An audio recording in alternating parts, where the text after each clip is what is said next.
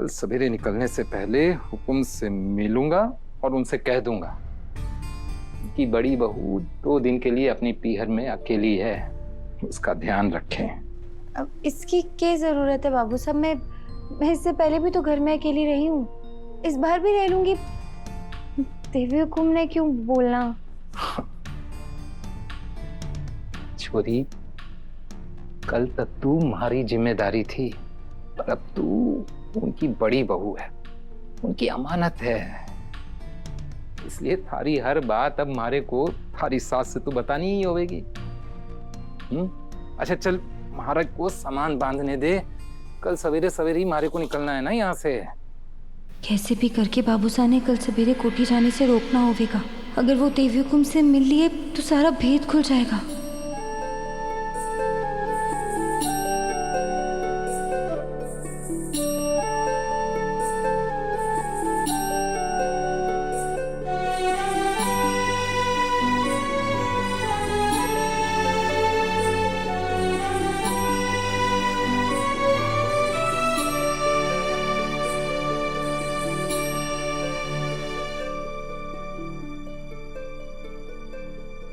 अब बाबू साहब के रास्ते के लिए खाना टिफिन में डाल के रख देती हूँ और उन्हें मैं खुद बस अड्डे तक छोड़ कर आऊंगी, ताकि वो देवी हुकुम से कोई बात ही ना कर पाए।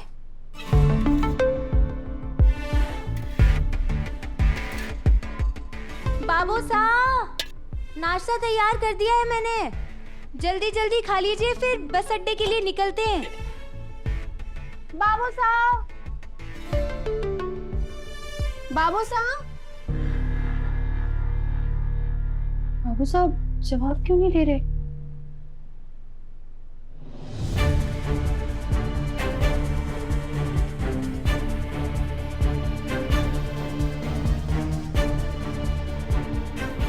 बाबू साहब,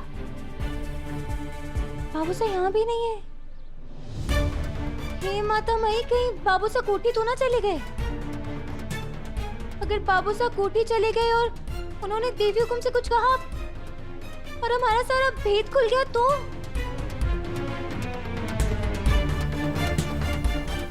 काका, वो बाबू साहब बस अड्डे के लिए निकल गए क्या? नहीं बेटिया, सामान लेके तो नीचे आए थे, लेकिन कोठी की तरफ चले गए। सुनिए, आप वसुधा सोलंकी हैं? ये आपके लिए। जी आप गार्ड काका के पास दे दीजिए, मैं उनसे बाद में ले लूंगी। ये आपके लिए ही है। क्या बदतमीजी है? छोड़िए महाराज।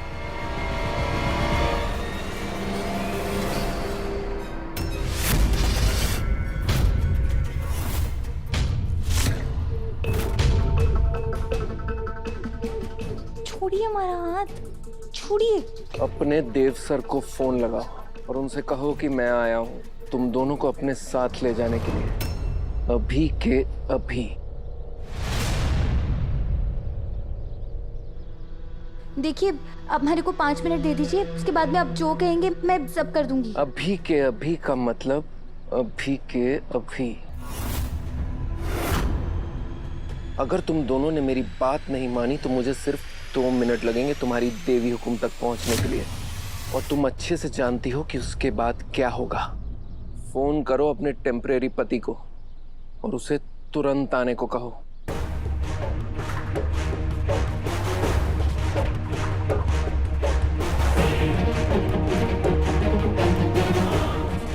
हेलो देव सर, वो करणवीर जी हम दोनों को लेने आए, आप जल्दी बाहर आ जाइए। गाड़ी बाहर खड़ी, 2 मिनट के अंदर तुम दोनों मुझे गाड़ी में चाहिए, समझी?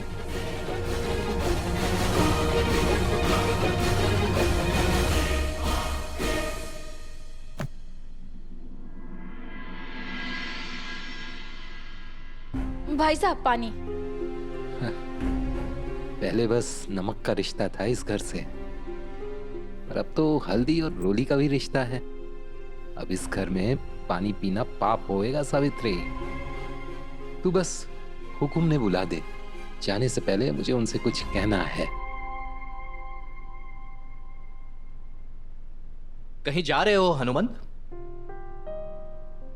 बड़े हुकुम, इस लड़की के पिता से बहुत बड़ी गलती हो गई।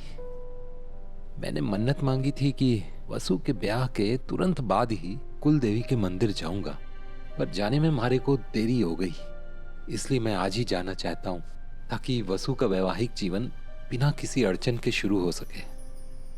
और अगर दिवाली में वसु का अपने सासरे में गृह प्रवेश हो सके तो मैं भी गंगा नहा लूंगा। बिल्कुल होगा हनुमंत।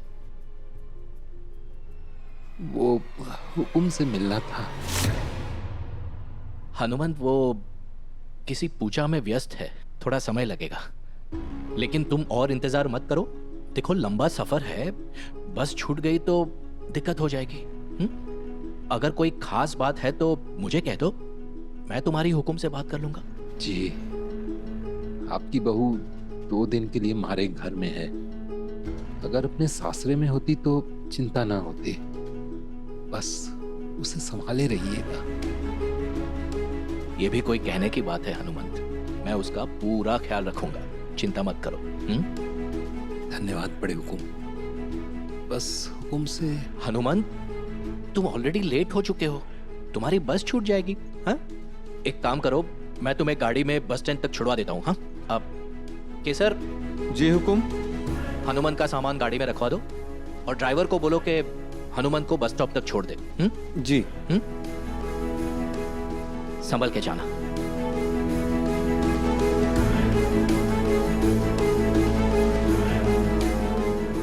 माफ करना हनुमंत, तुमसे झूठ बोलना पड़ा ताकि तुम चंद्रिका से ना मिल पाओ। हनुमंत,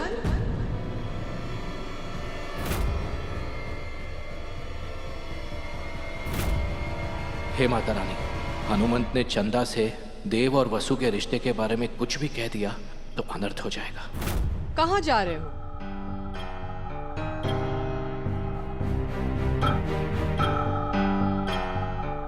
हुकुम।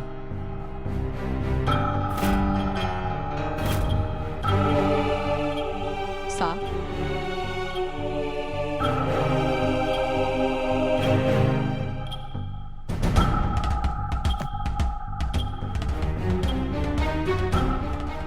खुश रहो।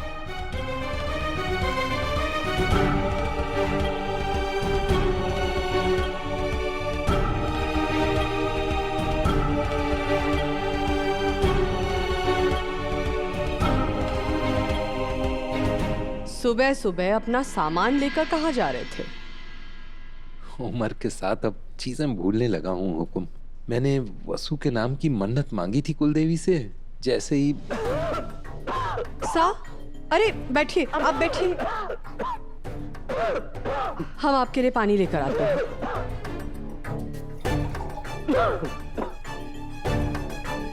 ये लीजिए।